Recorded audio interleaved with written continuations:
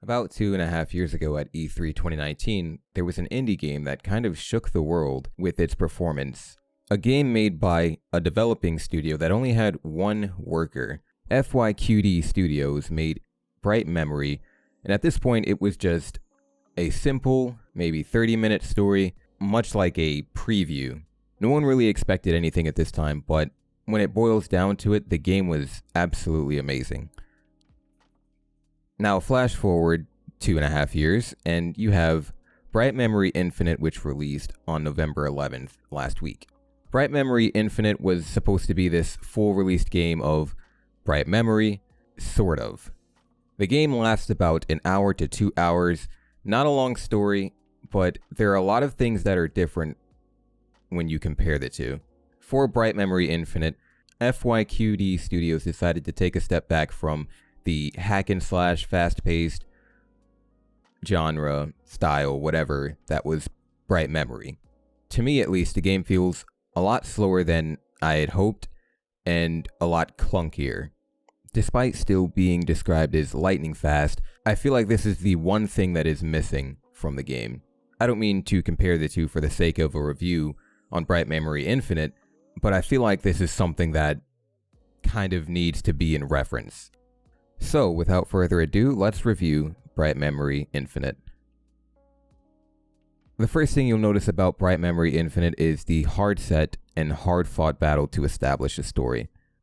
The story begins with Shelia, who is going on this mission to explore and document, find out whatever about this disruption in Area X. I feel like this was supposed to be a hack and slash, Doom-styled, Devil May Cry-styled, run through it and kill all the enemies game. But I can still tell that the story is there. Like, there is a good story here. Moving from that, the game looks very good. I don't have an RTX card, but I've seen some of the RTX and ray tracing samples, as well as some other gameplay. The game looks beautiful. There's beautiful landscape, there's beautiful flora. The rain really helps with the ray tracing, and most importantly, that female protagonist. Okay, so the game looks great. The game looks great in motion. I feel like that's a really good thing. However, the one part that brings me down about this game is the motion. Like mentioned at the beginning of the video, I feel like a lot of the movement in this game is super clunky.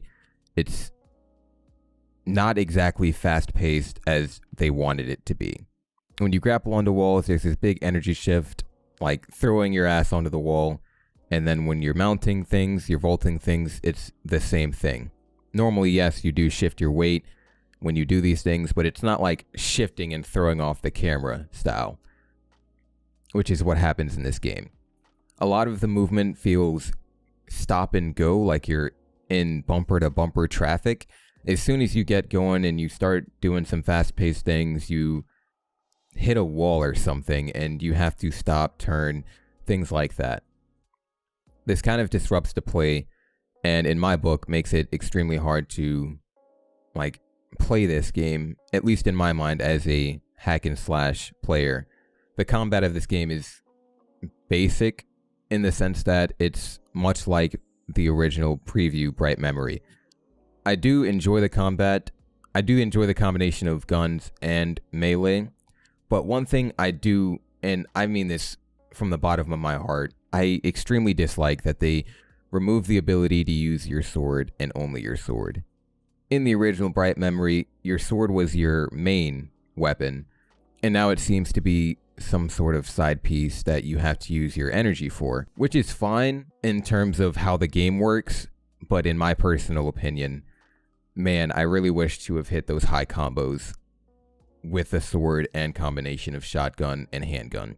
And on the note of combos, they took a step back from that kind of combo rewarding gameplay. In Bright Memory, they had the letter ranking for combos, much like other hack and slash games such as Devil May Cry. I think the move here was to make the game more story oriented, and in that method they just removed the letter rating in general, which is fine.